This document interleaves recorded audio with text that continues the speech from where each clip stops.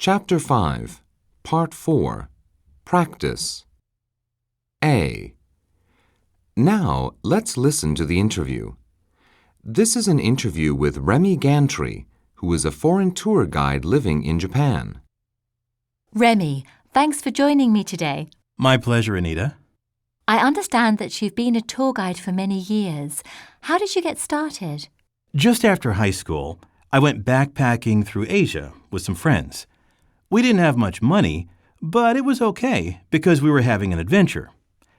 One day, I was sitting outside a temple in Thailand reading my travel guide when I heard a local guide speaking broken English to some tourists, and he had his facts incorrect.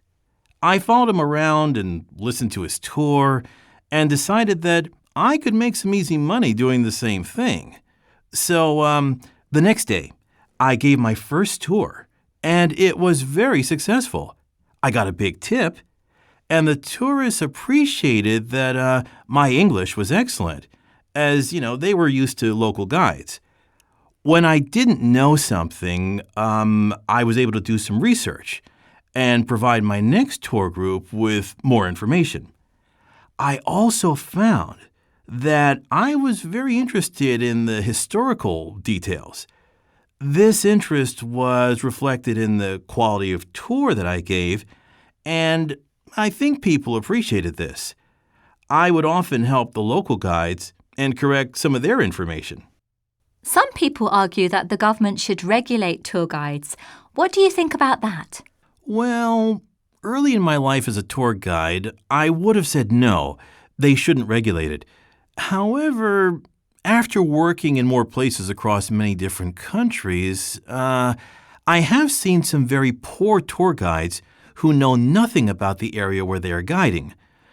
There are also some very unprofessional people out there. I think there should be a basic test and light regulation.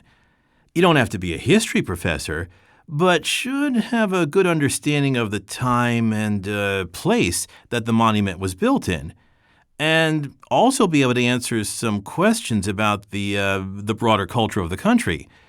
This provides the tourist with a much richer experience and benefits the tour guide as well as the nation itself. How do you enjoy being a tour guide in Japan? I have to say that it's very different from many other places that I've lived in.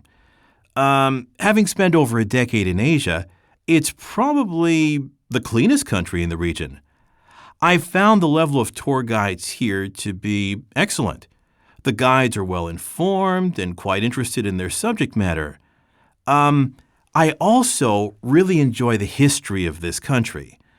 I have recently started a company where I take bookings via my website before tourists arrive and guide them for 1 to 2 weeks while we tour the country.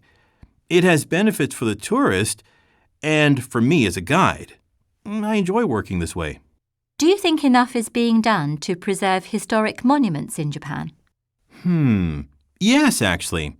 I can't say that about many countries, but here in Japan, there is a concerted effort. In the larger cities, there are lots of tourists to support the maintenance of monuments, shrines, and other places of interest. In the smaller cities, we find that these well-preserved monuments can provide a crucial source of revenue, and the locals recognize this.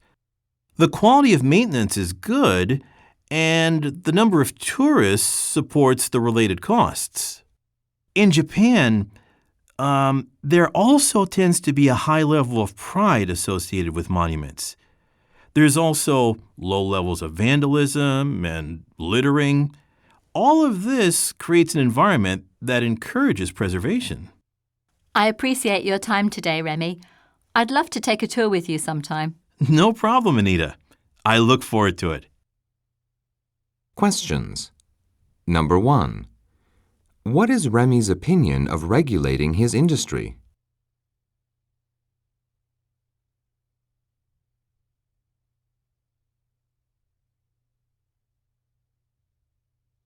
Number 2. What is one thing Remy mentions about monument preservation in Japan?